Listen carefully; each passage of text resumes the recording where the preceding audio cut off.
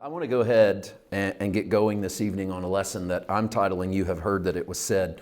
This is actually a title that will be one big long sentence if you put this one with next week, because Jesus tells us, you have heard that it was said, but I say unto you.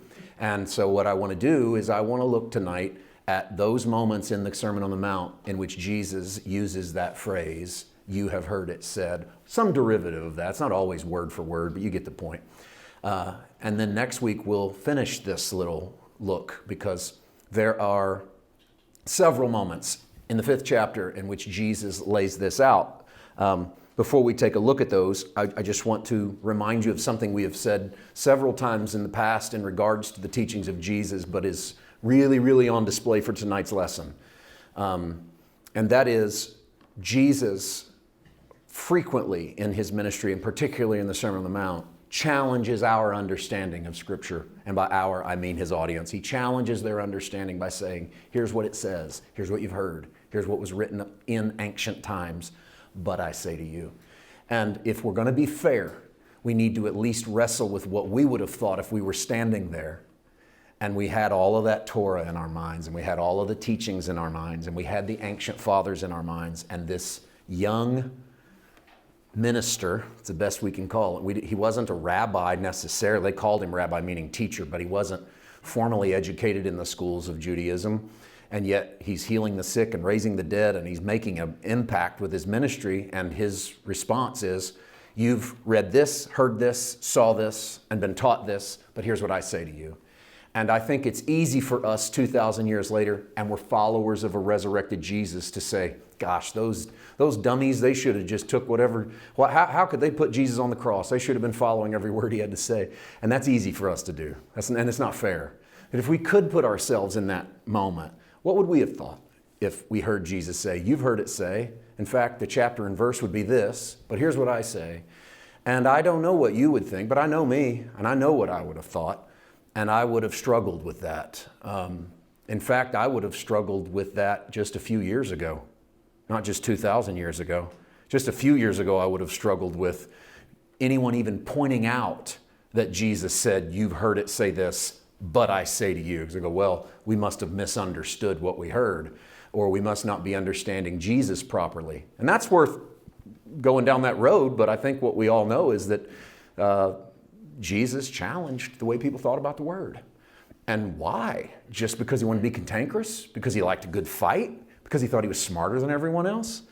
Or is there something much more exciting? And I think that's the answer. In fact, we are Christians based upon our following of Jesus, not our beliefs in Judaism and not our beliefs in the Bible even, but because we are followers of Christ, and we get to look deeply into what Jesus had to say. So to start with tonight, I want to point out that there are 6 moments in the 5th chapter in which Jesus uses what we'll use as our subtitle. This week it's, you have heard that it was said.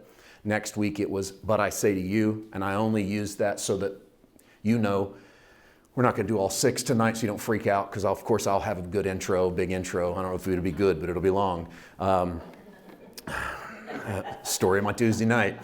So I'll have an intro. And then when we get into those 6, we're going to slow way down. You're going to think, oh my goodness, we'll be here all night if he does this speed. So we're not. So next week we'll conclude. My goal is intro and then 2 out of 6. Okay, then next week we'll try to cover the other 4. What I want to do to start with, so that you know where they are, you probably already do, but if you carry a hard copy, you take notes, you underline stuff, this is worth doing. So I want to show you each one of them, just in the way that the New King James reads them, and they are in sets of 2, so 2 verses per incident, and I use them in sequential order. Matthew 5:21, you have heard that it was said, to those of old, to those of ancient times, actually in the Greek.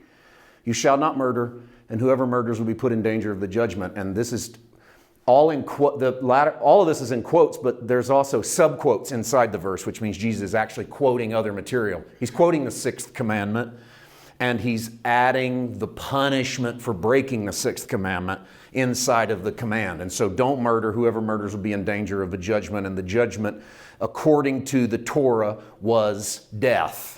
All right, because that was, if you killed, you were killed. That's the ultimate eye for an eye, tooth for tooth, which he will actually cover in this as well. But I say to you, so you see how this verse starts? But I say to you, there's the rebuttal. Whoever is angry with his brother without a cause shall be in danger of the judgment.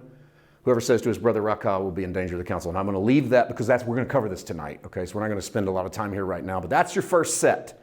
Sixth commandment. You have heard, but I say. Next set comes in 27:28.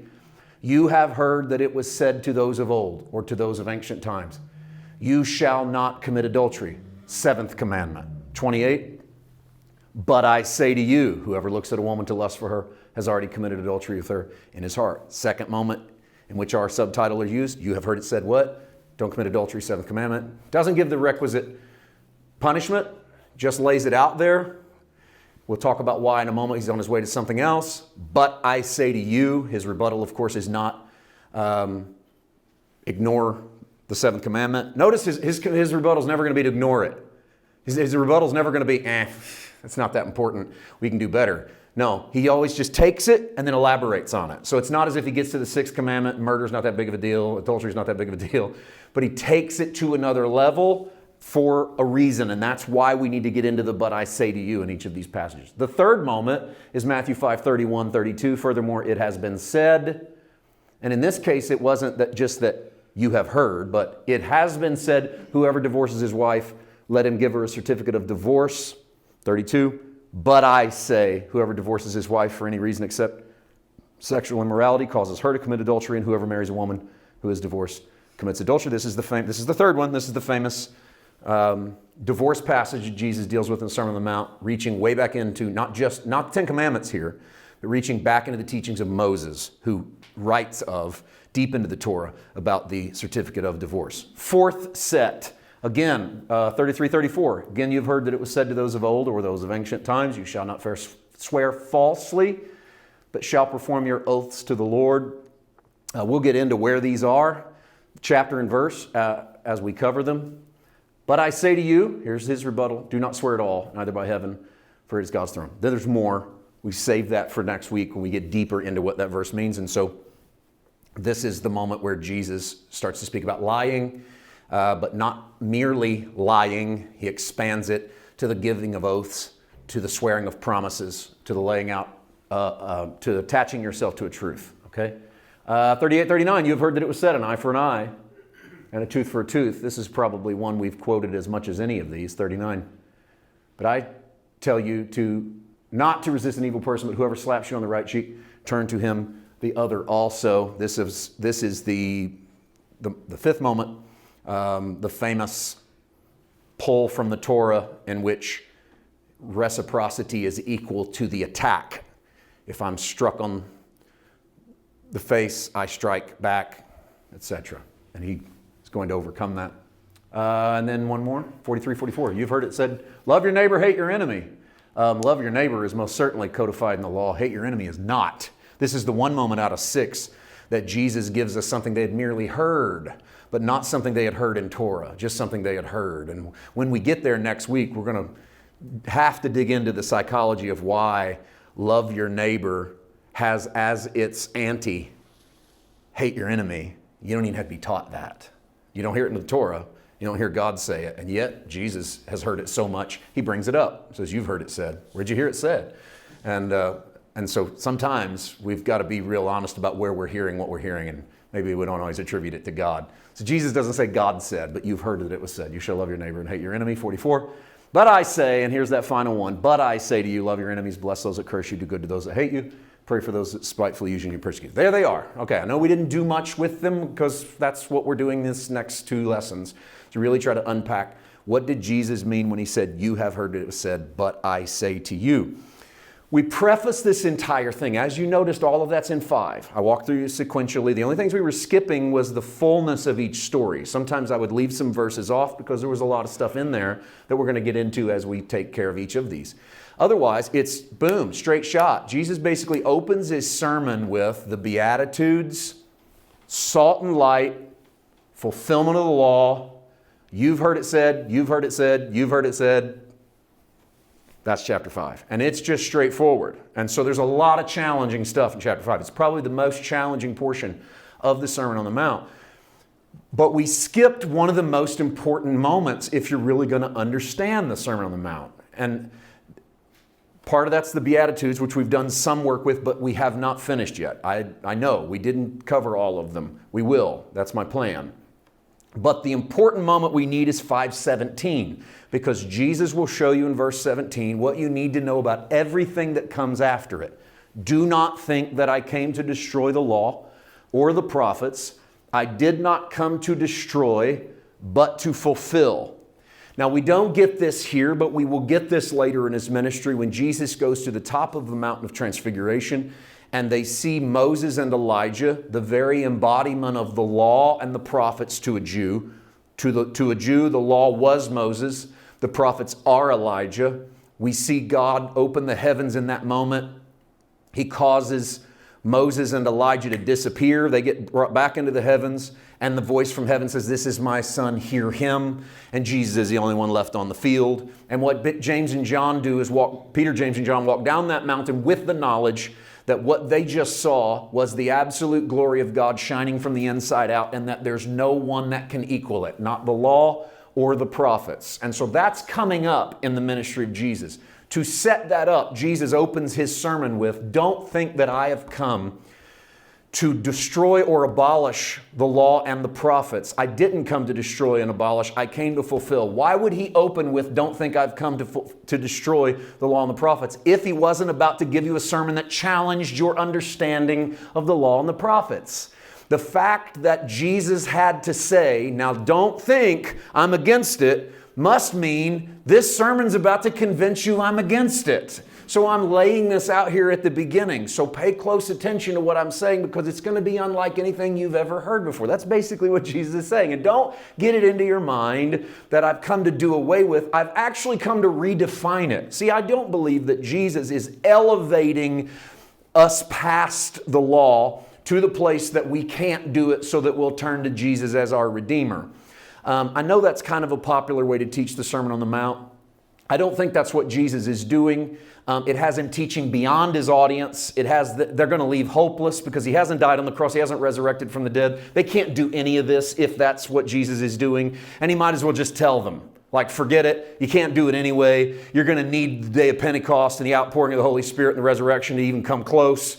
And even then, when you don't, I'm going to make up the difference in you. And yet that's kind of how we've taught that through grace. I think it's much better than that, in fact. Because by saying this, Jesus is saying, don't think that what I'm about to say to you means that there's a problem with the law. Just realize that just because you can do the things in the law, it doesn't mean you keep the law. Let me say that again. Just because you do what the law says doesn't mean you're keeping the spirit of the law. So he opens with the easiest one, the one no one in his audience is committed, and I'm going to bet no one in this room is committed. Thou shalt not murder. Odds are we're all innocent of that. He opens with the one that the whole hillside can go, nah, I got that one nailed. Thou shalt not murder. And he said, don't think I've come to get rid of that. I've come to fulfill it. And fulfill it doesn't mean live it so that you will never live it, but it meant something else. Let me show you what it meant to the early church. Paul says this in Romans 13:8. Owe no one anything except to love one another. He who loves another has fulfilled the law. I'm going to leave that up for a moment. I want you to put that one in your mental bank, because man, do we need to remember this. What does it mean to fulfill the law? And if you say, well, fulfilling the law is Jesus dying on the cross. No. What's it mean to fulfill the law? It means never failing. No. Jesus didn't come and wait till he died to fulfill the law. What's the point of the Sermon on the Mount? And fulfilling the law is not doing all of the right thing. Otherwise, why elaborate? You have heard it said, thou shalt not kill, but I say. You don't need to say anything else. Just don't kill. I mean, what elaboration do you need, right? Just go around the room and go, hey, how many of you haven't killed? And if your hand goes up, he goes, well, you passed. Congratulations, law fulfilled. And yet that's not what Paul thought. Paul says, if you love somebody, you fulfilled the law. Now, if Paul's right, we're going to give him the benefit of the doubt. If Paul's right, what might Jesus have meant when he said, think not that I've come to abolish the law, I've come to fulfill the law? He might have meant, I've come to show you what it looks like to love. Watch how I do it. you're going to watch the law be fulfilled. Sometimes we think if you could watch the law be fulfilled, you would be looking at moral perfection, and that's where we stop. And while you would look at moral perfection if you look at Jesus, moral perfection is not what it means to fulfill the law, because you don't commit the sixth commandment, or you don't commit the seventh commandment, or you don't do this or you do that to fulfill the law. A man that loves one another. Now, how do I know that we're on the same page, though? Maybe Paul's out here in left field talking about some other law. It's very possible because, by the way, Paul throws the word law around a lot in his teachings. If you've read Paul, he talks a lot about the law, and he talks about it sometimes in completely made up scenarios. I mean, Paul's 4th chapter of Galatians is uniquely Paul, where he goes, Hagar is the law from Sinai and Sarah is the promise. And no one else in the whole Bible had ever said that, but Paul did because he used it as an allegory. That's okay. But you got to understand that sometimes what Paul's calling law, he even sometimes quotes the book of Psalms, calls it the law, which wasn't necessarily what we would call the law. So maybe we're not talking about the same thing. Okay, look at verse 9. For the commandments, you shall not commit adultery, you shall not murder, you shall not steal, you shall not bear false witness, you shall not covet. If there's any other commandment, are all summed up in this saying, love your neighbor as yourself. Love doesn't, okay, well, time out. Obviously, we're talking about the law, right? Because we have thou shalt not, thou shalt not. In fact, you shall not commit adultery, you shall not murder is commandment 7 and commandment 6. Jesus opens with commandment 6, moves on to commandment 7 in the Sermon on the Mount, in which he talks about the things that you shall not do. Paul goes through and quotes some of, not all, some of the 10 commandments, and then even admits any of them I might have missed would be summed up in this saying, you shall love your neighbor as yourself. 10, love doesn't harm a neighbor, therefore love would be the fulfillment of the law. And so Paul's statement is essentially, you can keep the list, don't, do, but that's not fulfilling. You don't fulfill because you do them perfectly. So the fulfillment is in the love that each of those contain. In fact, Paul does a couple of things special here in the Greek. Paul uses the definite article in front of the word love, which would render it as the love. Can you go back one screen, Brian? Let's plug that in. Verse 10, definite article. It doesn't show up in the English. It should. Definite article in front of 10. The love does no harm to a neighbor. Therefore, the love is the fulfillment of the law. And the definite article means Paul is not giving a general statement of love, but he is specifying the kind of love you have learned by knowing Christ. All right. The love, definite article. So it's not just loving somebody that fulfills the law. It's the love exemplified in who Christ is. That little bitty definite article right there that you can't see in the English but is there in the Greek, that you might as well write in the word Sermon on the Mount. Because Jesus opens his sermon by saying, don't think I come to destroy it. I'm here to fulfill it. Here's what it looks like. So when you get to the love, it's going to look like the sermon. Because it's literally the fulfillment of what Jesus does. Now, go back, yes. He also uses a special Greek word here. He uses the Greek word pleroma for the word fulfillment. Love is the pleroma of the law. Pleroma is a word that gets translated in the English as fulfillment, but it's a word that means something much deeper in the Greek. It's not used all that common in the Greek. And it indicates something put into a container in order to fill up that container. So Paul's theology has the law as the container, and love is what fills up the container, not performance. See where we mess that up? So we preach the law as performance. Do so that God will. That's the same mistake Israel makes in Romans 9, in which Paul says she thought she could be righteous by keeping the law. You can't be righteous by keeping the law. He goes, I could wish I were accursed that my brethren would come to Christ. He says, but they are ignorant of God's righteousness, going about trying to establish their own righteousness. What are they doing? They're trying to fill the law up with their goodness. You can't fill the law up with your goodness. You're not good enough. None of us are good enough. Because James declared if you break one point of the law, you break the whole law. Because if you crack the vessel, all the water comes out. So it doesn't do you any good to keep it most of the time. You dropped it. You go, yeah, but I held it all day. Big deal. You dropped it. It's broken. And so keeping it most of the time isn't effective. But it's not what the law is meant to contain. It's not meant to contain the goodness of God's people, the morality of God's people. It's meant to contain the love of God towards mankind. That was what the law came to do. We replaced that with works righteousness, with performance righteousness, we went underneath a covenant of our own works, or at least we do up here. I know we weren't because we're not Jews living under Sinai, but we still go under that performance. And we need to get out of that mentality. What Christianity has to do is reclaim love, not performance. All right? Reclaim love, not my works. My works were never what the law was supposed to be full of, other than the work of my love. And so that's what Paul is laying out for us. That gets us to our first, you have heard that it was said. Matthew 5:21. You have heard that it was said to those of old, you shall not murder, and whoever murders will be in danger of the judgment. Quite simply, you have heard that in the law, in the Mosaic law, what we would call the sixth commandment, it says thou shalt not kill. And the punishment for murder was that you were killed. It was tit for tat. Most of the law is built around that, but most certainly the law against murder was that there was capital punishment as authorized under the Torah Mosaic Code. Now, Jesus doesn't give us his opinions here on capital punishment. He doesn't give us his opinions here on whether or not you should be judged if you murder. He isn't here. This is what has been difficult kind of to wrap my mind around. Jesus isn't here to give running commentary on the law. He is here to show us that the law is more than the keeping of rules and regulations, more than do's and don'ts, but what it was doing was showing us the genuine love required. And so it's easy to look at the sixth commandment and go, I'm fine.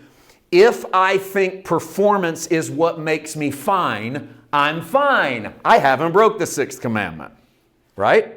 I didn't kill anyone. Therefore, if I'm basing my ability to keep the law based on morality, I kept the sixth commandment. This is our first indicator. Why does Jesus start here? I think he starts here because probably no one's broken it. And it's not that he wants to show us we're a bunch of losers or that we're not as good as we think we are. It's to show us that the point was never to keep you from murdering.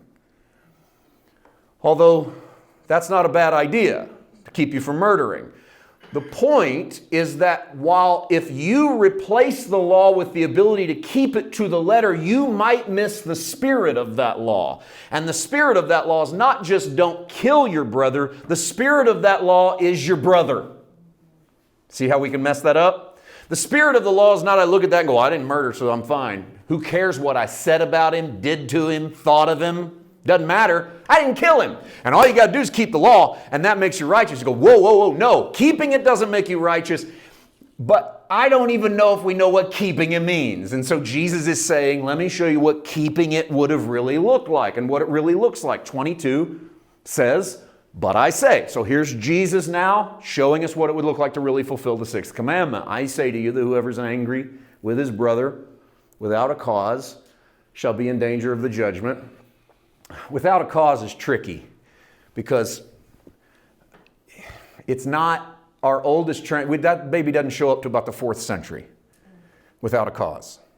Okay, so for about 300 years, we don't have any written evidence. For over 200 years, we don't have any written evidence that Matthew 5, Jesus said, whoever's angry with his brother without a cause. Somewhere around the 5th century, we get indications this starts floating into the scribal translation. What we don't know is, was it originally there and ignored? So this is why we'll never know on some of these where the source really is. Was it there and ignored because it let you off the hook for anger? Was it added to let you off the hook for anger? We don't know. So I'm not going to dwell on it. I just want you to know it because that's what Bible study is all about. You can go do your own looking into why that does or doesn't exist. So I'm not going to try to tell you when you are allowed to be angry. It doesn't seem to be what Jesus is trying to do. It's like, okay, let me give you a couple moments where it's fine to be angry. We do know that anger is an emotion Jesus knew how to tap into because he most certainly was angry when he overturned the money changers' tables in the temple. But it's not a template for how you should live your life. I'd rather Jesus turn the tables over than me. Okay, that's kind of how I look at them. People go, man, there's a time you got to turn over money changers' tables. Probably right, but if you'll notice, he didn't turn to Peter or James and John and go, next time you get it. Next time you guys turn them over. So I'm going to leave that to Jesus. If he turns your tables over, great. Don't call me asking me to turn tables over. Because Jesus didn't turn around and go, Thomas, next week you got the tables. You know, it's all on you. I say whoever's angry with his brother without a cause is in danger of judgment. Whoever says to his brother, Rakah, shall be in danger of the council. But whoever says you fool shall be in danger of hellfire. So we got big time sixth commandment, don't commit murder. And then Jesus delves into these three scenarios in which he keeps sort of upping the ante. You're angry, there's a judgment. You say to your brother, Rakah, you're in danger of the council. And then if you go even further and say, you fool, you shall be in danger of hellfire. So what do these mean? Let's start with Rakah. An Aramaic word, when you spell it in Aramaic, it's actually a K. So I used a K. Aramaic word meaning foolish or empty-headed or worthless. In a way, it's Jesus saying, so you say to your brother, you're a fool. He goes, it's a warning against that, and it's odd that he puts it on par with murder. That's where we struggle with this. So we're not to assume that Jesus is trying to say that if you say you're a fool, it's as if you murdered. It is. The injunction against murder, you feel good about keeping that because you didn't murder, but I'm here to show you there are other ways to tear people down than to slit their throat. And he goes, and the keeping of the law would be to love your brother, and that would be the fulfillment of the law. So let's look at a few examples of what we might do day to day in which we do not respect our brother or who they are. And so that's what Jesus does in this portion of the sermon. Now, he says if you call them foolish, empty-headed, or worthless, you're in danger of the council. The council was the Sanhedrin. By the way, the Sanhedrin is who Jesus stands in front of before he goes to the cross. This is the Jewish high council that actually recommends his death to Pontius Pilate. It consisted of 70, and I put in parentheses, or 72, because honestly, it really depends on what rabbinical tradition you read after. And it depends on what period of history you were in the Sanhedrin, whether it was 70 or 72. Israel loves the number 70, by the way, when it comes to things of that nature. But thus the Septuagint is the 70, which was probably the Sanhedrin, translating Hebrew to Greek, Old Testament. It's made up of priests and scribes. It handled religious offenses such as blasphemy. And the Sanhedrin held the Jewish power to stone to death. Now, there was a limit to the Jewish power to stone to death because they were under the thumb of the Roman Empire. And so you didn't just go around doing whatever you wanted to do with capital punishment as long as Rome was in charge. But Rome didn't really have a problem letting religions enact capital punishment. They thought that was a pretty good idea. If you want to start killing people in the name of your gods, go for it. Just, if you need our help, let us know. That was kind of the way Rome, that's the way Rome treated it. That's exactly how Jesus goes to the cross. Is they go, you try him first. He's your guy. And they go, well, we think he deserves death. And Pilate says, well, what did he do to deserve death? And they tell him, and Pilate goes, I don't really agree, but you know what? Wash my hands of it. You guys do whatever you want to do. What a leader, right? It's like, you guys, you want to kill people, kill people. So they still had to go through Rome to do it, but they had the power to stone someone to death. However, this is the interesting moment in the Sermon on the Mount. The council would never stone someone to death for calling someone Rakah. Jesus picks a word that's not blasphemous in the Torah. It's not as if the Sanhedrin goes around finding you calling someone empty-headed and kills you for it. Not that they had, say, First Amendment rights, freedom of speech, but they're not that far with their capital punishment. Which leads us to arguing and wrestling as why Jesus would do this at all. And I think it's because his point seems to be that to scorn God's image, which is humanity, is to scorn God. And that's where Jesus lands on it and says, so how you talk about your neighbor is reflective of what you think about their creator, whether you realize it or not, he says. So when you open your mouth against him or her, just remember that's the kind of thing that would be brought in front of the council. Everyone listening would have went, no, it's not. We're not going to get brought in front of the council. But the point is not that you'll actually get brought before the council, but that it's on par with the kind of stuff that should bring you before the council. What brings you before the council? Blaspheming God. So to call your neighbor a fool, Jesus says, is a lot like blaspheming God. And everyone there would have given the same look some of you are giving, like head scratching, like why would he bring this up? Because he wants them to take serious how they view their neighbor. Because you feel good about not killing them? He goes, how many of you talk bad about them? Okay? And then the crowd gets a little antsy. And Jesus goes, what that ought to do, you should treat what you say about them as you would treat what you say about God. Because you wouldn't say certain things about God because you'd have fear of being brought before the council. He says, so I say to you, watch what you say about your brother because you should treat it as if you said it about God. Now, if I say it that way, we get it. So it's like, act as if in your neighbor you see God. And if you could see God in your neighbor, how would you treat your neighbor? You go, well, I'd treat him a lot better. If they acted like Jesus, I'd treat them like Jesus. And that's the point of Jesus' message, is that the world around you doesn't always act like they deserve to be treated or how they should be treated according to people who are fulfilling the law. But that's the great challenge of those of us who think we can keep that sixth commandment. Again, you're not keeping it for righteousness. If you were keeping it for righteousness, forget it. You've called somebody a fool. You've badmouthed your neighbor. You've talked bad about enough people. You deserve to die. You're stoned to death for blasphemy.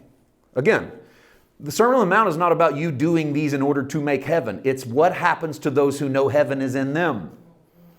It's the instructions of what comes out of those who know they're part of the kingdom. He goes, that then would reflect in how they treated their neighbor and what they said about them. Now, I don't know what our modern equivalent of raka is. Okay? Fool is maybe just a word we toss around.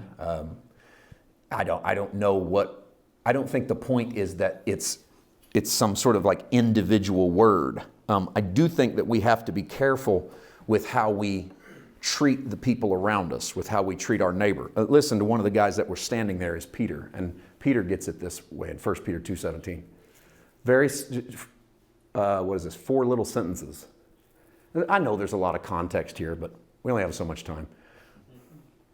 And Peter didn't seem to care right here about context. That's why he gives 4 quick sentences.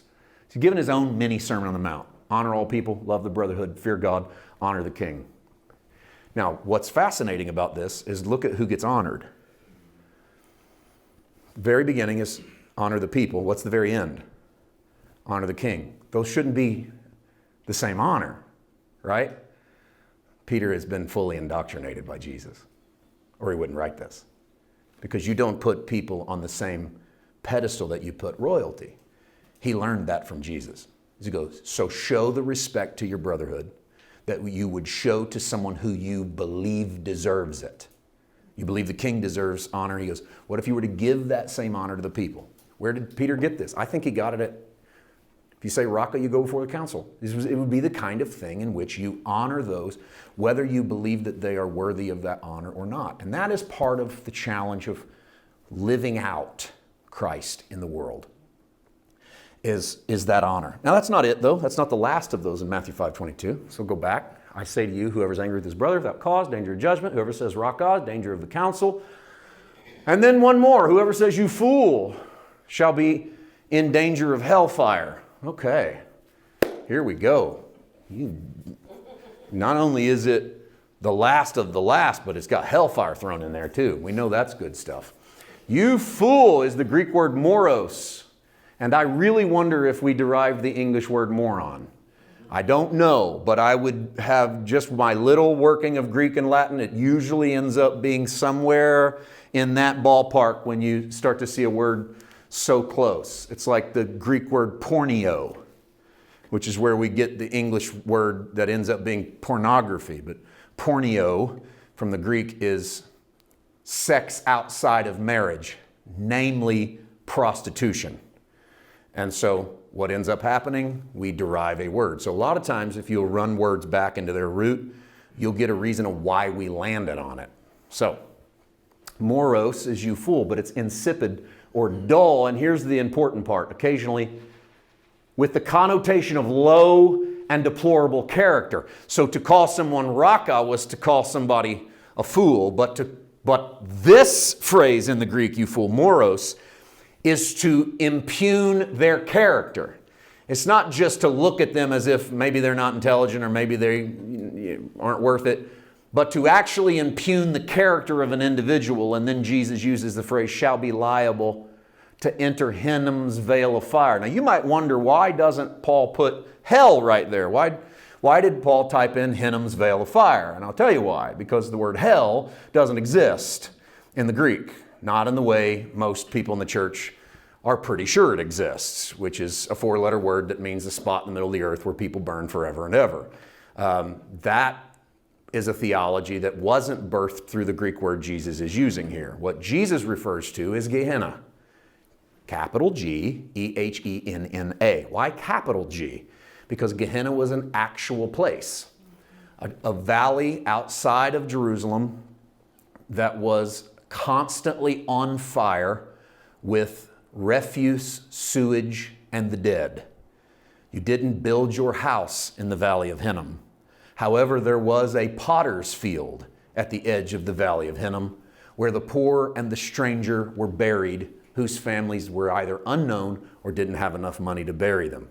And so to be buried in hell was to be a person forgotten, or to be cast into Hinnom meant you were a person who had lost their life and who was so little value thought of that you were cast out to be ate by the carrion and to burn perpetually forever and ever. A phrase that pops up frequently even in the prophecies of the Old Testament in which they were talking about this location outside of Jerusalem. Jesus was using geography in most of his instances of talking about hell because he was talking about a localized place that everyone would have understood and no one wanted to go there.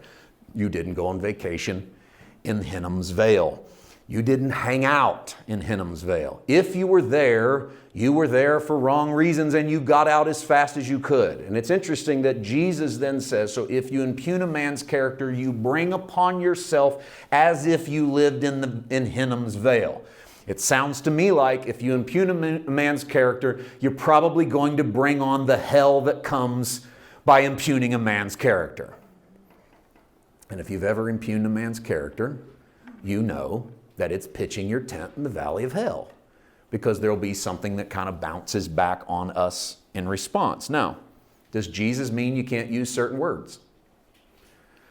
Well, let's hope not. Otherwise, otherwise we're probably all in trouble. But also, Jesus himself's in trouble. Matthew 23:17. Fools and blind, which is greater, the gold or the temple that sanctifies the gold? Greek word moros. So Jesus says to the Pharisees, hey, listen up, morons. Essentially, it's the word Jesus uses. And he not only uses it in 17, he uses it 2 verses later in verse 19. And he says to the Pharisees, fools and blind, don't you know? And so I'm not going to go into the context of the whole sermon behind what Jesus is doing, but it's obviously not just the usage of a word or not just the usage of a statement, or if it is, Paul's just as guilty. First, and Paul never misses a chance to be sarcastic. Never in the epistles. 1 Corinthians 15:36. Hey, morons, what you sow is not made alive unless it dies. Moros, same word in the Greek. This is the great resurrection revelation that Paul has. You want to come into a newness of life, you're going to have to die. So if you want to come into this is actually encouraging for those of us, all of us, who are going to die someday. All of us are going to die someday. And an encouragement is, hey, don't be a moron. You can't be made alive unless you die. So if you want to move into the resurrected reality, you're going to have to lay down the present reality. I'm not trying to get back into resurrection teaching, but we were there when we were in our 1 John series, and we delved over into, or our John series rather, delved over into 8 or 10 weeks on resurrection. I don't know if we covered this verse or not, but there it is. Paul using the same word. So once again, it's not just using a word, or it's not just saying it, and Jesus goes, oh, you don't love people if you say that, because otherwise he doesn't love the Pharisees, and Paul can't stand his own church. And we know that's not the case. So it's got to be something else. It's obviously not the usage of a term that Jesus condemns, because he and Paul both use it. It's the attitude towards your fellow man that's in question.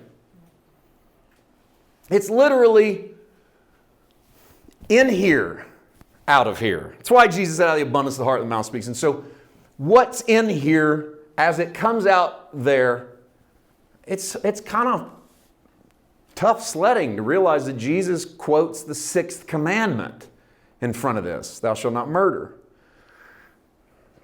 Not that any of us assume we killed somebody because we open our mouth against them. But maybe if we take the Sermon on the Mount serious and we take fulfilling the law serious in the way Paul took it and the way Jesus took it, which is loving your neighbor, then maybe we govern our tongue a little bit more because we're the children of God.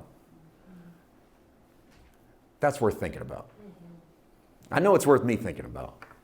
and I got a feeling it's probably some of the rest of you or you, that maybe once in a while we reconsider what we say about our neighbor. And then here's another one. Matthew 5:22. I told you there are 6, and I'm going to try to do 2, and I'm going to make it. All right. But I say to you, whoever's angry with his brother without a cause shall be in danger of the judgment. We're not done yet, I know. I want to show you the postscript on this, sort of the PS, and then we're going to get into number 2. All right. Whoever says his brother Raca is in danger of the council. Whoever says you fool shall be in danger of hellfire. Watch this qualifier. Now Jesus gives this. Therefore, if you bring your gift to the altar and there remember that your brother has something against you, leave your gift there before the altar and go your way. First be reconciled to your brother and then come and offer your gift. Why? This almost looks like a left turn. He's been talking about don't murder, don't call him a fool, don't call him a moron. He goes, and then if you're presenting your offering, because how you treat your neighbor is of greater importance than how you worship your God. So some of us think that if we're good prayers, readers, preachers, or worshipers, we can treat people like trash because they're probably going to hell anyway. And Jesus takes a sharp turn because he knows how we think. And he goes, it's not enough to have your gift and be ready to lay it in front of the Father.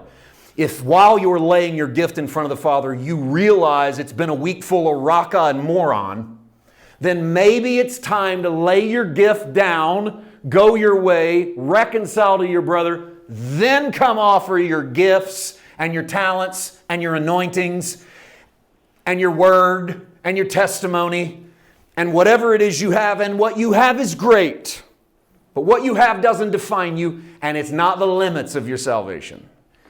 And so it's not enough to be a good preacher or a good singer or a good prayer or a good writer or a good worshiper, good church attendee, good board member. This isn't not enough, not for your righteousness. Again, I know I don't have to qualify this with this room, but I'm going to qualify it anyway. Not for your righteousness. You're not less righteous if you in any of those ways. You're not less the son, daughter of God. You're not less in your identity. But there's also more to it than that. It's like the statement we made a couple weeks ago. There's more to Christianity than the Beatitudes and the Sermon on the Mount, but there's never less. And I like that. There's never less than. So keep that in mind, that Jesus isn't giving us an excuse at that offering. Okay, a couple more on the postscript, sort of the PPS, postscript, 25-26. Agree with your adversary quickly while you're on the way with him, lest your adversary deliver you to the judge hands you over to the officer, and you be thrown into prison. Pretty good idea to find a way to get along. If you don't find a way to get along, you're going to end up in your own particular Hinnom's veil, which you've already been warned about in previous texts. Because if you have a problem with how you say, what you say about your neighbor and how you treat your neighbors, you're going to at least learn how to get along with them as long as you must. Assuredly, I say to you, if you don't get along, you will by no means get out of there till you've paid the last penny. Don't come to me after you fail to get along with your neighbor and ask me to take care of your neighbor. Jesus says. Don't turn to the Father afterwards and go, yeah, but you got to get them off my back. And he goes, I've put them in front of you every day. Every day was an opportunity to talk to them, to love them, to know them. If you keep pushing it off and pushing it off and pushing it off, so don't be surprised if they take you in and you will stay till you pay every penny. He goes, that's the way that it goes. And we can avoid it by paying attention to this instruction. This is loaded, right? There's a lot there. So what had to sound like a really easy opening salvo in the sermon is, thou shalt not murder. And everybody goes, yes, we're good to go, man. We got this. Bring on the next one. And he goes, not so fast. And then the time you get down 4 or 5 verses later, you go, okay, can we just move on to the next one? And then lo and behold, what does he move on to? You have heard that it was said to those of old, you shall not commit adultery. But I say, and you know everyone in the crowd at this point, they've already thought they were off the hook with the 6th commandment, and then it got worse, and then they hear this, and everyone suddenly has to go to the bathroom. Like you can see people getting up at the Sermon on the Mount and going over to the porta potties. That's assuming they had porta potties. You got to plan it out to have porta potties, so I don't know. You've heard it was said to those of old, you should not commit adultery. I say to you, whoever looks at a woman to lust for her has already committed adultery with her in his heart. And it doesn't take me even commenting on this text. We will, of course. It doesn't even take me commenting on this text for us to realize that if you put this on the back of the last one, in which it was more than meets the eye, then lo and behold, there's probably some things in this that are more than meets the eye as well, and not necessarily in a good way. Because if you move on to the seventh commandment, thou shalt not commit adultery, in almost any room you go in your life, if you get to the sixth commandment, most of the room hasn't broken it. But if you go into enough rooms, you're going to get into it where someone's broken the seventh one. And if you'll notice, as you go down, it gets more and more that way as Jesus works his way through these. And so it's, again, not a matter of what makes a man righteous. If you don't commit adultery, then you're righteous. If you committed adultery, then you're not righteous. We know better because our righteousness is in Christ, not in what we do. So if you have committed adultery or murder or you lied or whatever you cover in these sermons, your salvation is not in your ability to do or not to do these things. It's in Christ. Your forgiveness is in Christ. So what can Jesus mean in regards to adultery? Well, let's start with a little bit of the Greek. The word woman is the Greek word gyne. You can derive more English words. Congratulations. Distinct from the Greek word for maiden or the Greek word for virgin, almost always translated wife. And for some reason, the English didn't do that. And it might have helped. That if a man looks upon a wife to commit adultery with her in his heart, the topic is a man who wishes to violate the marriage covenant of another man's wife. So let me give you a little reprieve straight from the Greek. Jesus doesn't say that if you look at another human being and you lust after them, it's as if you slept with them. No. Jesus does say that adultery of the heart has less to do with actually committing adultery and with going after that covenantally which doesn't belong to you. So in biblical terms, adultery is sleeping with someone who's already married, or someone who is already married sleeping with someone they're not married to. Both breaches of the covenant between a husband and a wife. So if you're in covenant, you are in covenant with one person. To go outside of that is a breach of the covenant with that person. Okay? Jesus condemning the predator who goes after the woman who's in a relationship because he wants what he cannot have. And Jesus is telling us that wanting what you cannot have is not only an offense if you go get it. The offense is in the desire to want what you cannot have. Okay. Again, not if you looked at somebody of the opposite sex and thought, wow, they look really good. Oh, you committed adultery. He doesn't say that in the Greek. He doesn't say that in the English. But he does refer to something that the Torah takes very serious, the relationship between a husband and a wife. And if you see another person's spouse, they are off limits. Simple. Everyone in the crowd would have understood this sermon. If you see someone that's married to someone else, they are off limits. If you desire them, they remain off limits. It doesn't matter how much you desire them. It doesn't matter how much you lust after them. It doesn't matter how much you want them. They remain off limits. Therefore, the husband in this situation of that woman is not your obstacle. You are. This is what Jesus is saying. The husband's not the problem. If you could just get rid of the husband, you could have the woman. He goes, no, that's not how it works. And you go, well, what? Who would have ever thought that? You should have had a light bulb go off when I said the husband's not the obstacle. Israel's first great king has Israel's second great king with a woman of whom he sleeps with her and removes her husband as the obstacle. David, Bathsheba, you know the story. And by removing her husband, he goes and has what he cannot have. The famous story comes to him from Nathan. It goes, a man had one little lamb and his family raised the lamb and his neighbor had 1,000 sheep and a stranger came in to the man with 1,000 sheep and he didn't kill one of his sheep. He took the sheep from the neighbor's house And David goes, let me find that man and I'll kill him. And Nathan goes, you are that man because you took someone else's lamb. You took what didn't belong to you because you had the power to do it. Be careful with the power that you have. And he goes, even if you don't use the power that you have, he goes, there's an issue in here that causes us to steer towards an issue out there. So this is not a verse meant to condemn every second of your life. Because, man, I remember going through this one as a young man. And, like, I'm thinking, well, I'm committing adultery like crazy because, I'm a teenage boy, hormones raging, and I'm pretty positive I'm breaking Matthew 5:27 pretty much all the time. But I didn't understand context. I certainly didn't understand Greek, and I didn't know what Jesus was talking about. Now, sexuality, of course, is a different animal in the context of the Bible, particularly in the context of the Old Testament. Like we used the word porneo earlier. There's not a context of casual sexual encounters in the Bible, because to have casual sexual encounters, you need to have liberated women. There is no such thing as a liberated woman in the Bible. Therefore, there were no casual sexual encounters. If you were a man that wanted to have sex, you got married. If you didn't get married, you went to a prostitute. There wasn't like this girl you dated and she was liberated and you slept together and then you had to go pray about whether that was right. If you slept with an unmarried girl, she became your wife. Because it was her only. These are the things that don't fall palatable on the modern ear. So you just have to say them in the context of what they were.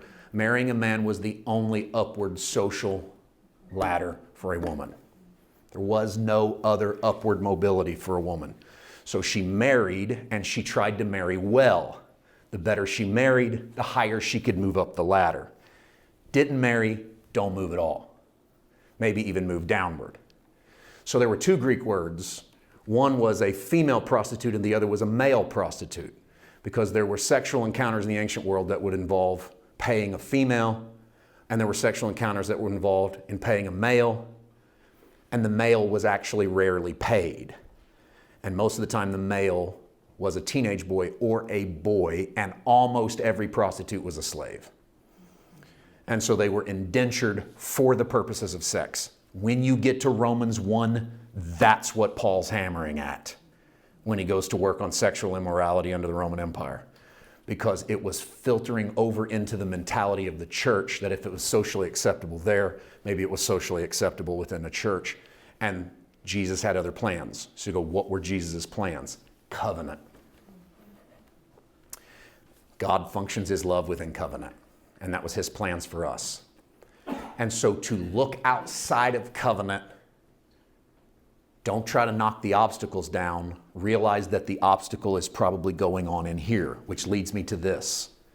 If this is the next verse, by the way, if your right eye causes you to sin, pluck it out, cast it from you. It's more profitable to you that one of your members perish than your whole body to be cast into Hinnom's vale. Once again, Gehenna. 30. If your right hand causes you to sin, cut it off, cast it from you. It's more profitable to you that one of your members perish than that for your whole body be cast into hell. Okay, why is this on the backside of adultery? Because Jesus is showing you that whatever the offense is, it's not the married man or the married woman that's your obstacle in this situation. The offense is you. So I say this, the offense is not the world around you, the unattainable married woman. The offense could be you, your eye and your hand. What I call, and I think this is the reason why eye and hand is used and not foot and elbow. Jesus could have used anything he didn't. Because your eye is your perspective and your hand is your grasp. Your perspective and your grasp could be causing you problems. You are better to change your perspective and your grasp than to perish beneath them. Remove the offense, lest the offense do you in. Simple advice.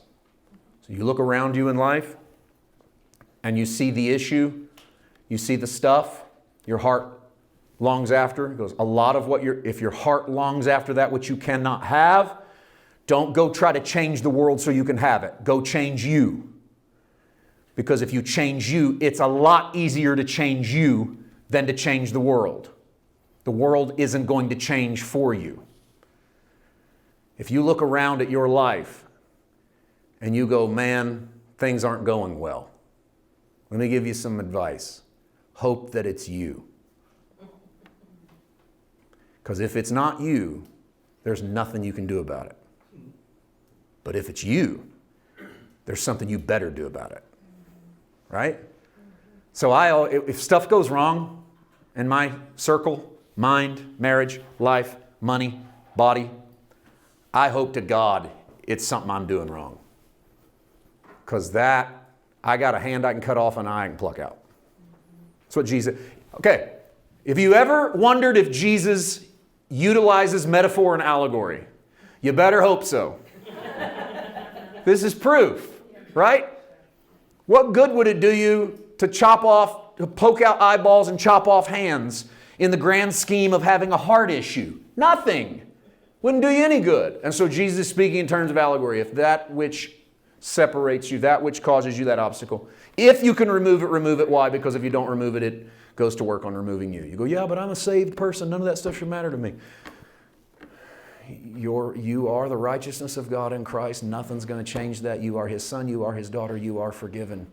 You are a member of the kingdom of heaven. But you are still functioning in a world of the natural, dealing with natural people. And Jesus is showing you what it would look like if you used the way of the kingdom in the midst of the earth. Right? I leave these moments more excited than when I went in, even though they're super challenging. And that's okay. I love that. I have a Jesus, the federal head of my kingdom. I have a king who has given me the equipment of his Father and said, this is what it'll look like as you live this out on the earth. And I don't forsake you when you fail. And I don't run out on you. And I don't kick you out. But if you've wondered why there are brush fires in your life and there's junk you can't solve, son, some of it is because of some of this. And this is your answer. And so to me, this is beautiful because I'm figuring out why some stuff happens. And I go, okay, some of it just happens. Some of it happens because of this guy right here. And what would happen if I took that serious every day? Well, then that becomes our journey and our challenge. You have heard it was said, but I say to you, next week, 4 more without the intro, so I know we can do it together. That's 15 minutes per point. We can do that. We can all do that. And we'll do that next week as we cover those last 4, but I say unto you, some of them very specific chapter verse stuff, and Jesus is going to come along and go, got a better way. You can live in that, but I got a better way. And that's the good news. All right, let's pray. Let's apply this to our lives where it's beyond us. We leave that at the foot of the Master. He shows us how to do it. Where we failed in it, we leave that in His blood. He is our redemption. He is our strength. He is still King in this kingdom. Father, thank you. What a privilege tonight to open the Word, to take an adventure, to listen to Jesus, to have Him say to us, you have heard it said. And inside of you have heard it said, I bring a lot of my opinions and my thoughts. And then you flip it and say, but I say to you. And when you say, but I say unto you, Lord, there's a lot of stuff in there. And I want it. And I know that it's the ingredients of what it means to follow the King and His kingdom. Bring that out in us as we walk this out. We thank you in Jesus' name. Amen.